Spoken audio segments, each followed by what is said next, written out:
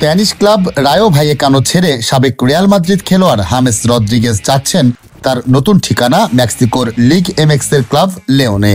Free ট্রান্সফারে 8 বারের Mexican champion Leone যাচ্ছেন Rodriguez. সোমবার তার দলবদলের বিষয়টি নিশ্চিত করেছেন ভাইয়েকানো ও লিওন। চুক্তির আর্থিক কোনো বিষয় খোলাসা করেনি কোনো ক্লাব। স্থানীয় সংবাদ মাধ্যমের খবর অনুযায়ী রদ্রিগেজের সঙ্গে 1 বছরের চুক্তি করেছে লিওন। সুযোগ রাখা হয়েছে আরেক মৌসুম মেয়াদ বাড়ানোর। ক্যারিয়ারের এই পর্যায়ে এসে কোনো ক্লাবেই সুবিধা করতে পারছেন না 33 বছর বয়সী কলম্বিয়ার তারকা ফুটবলার।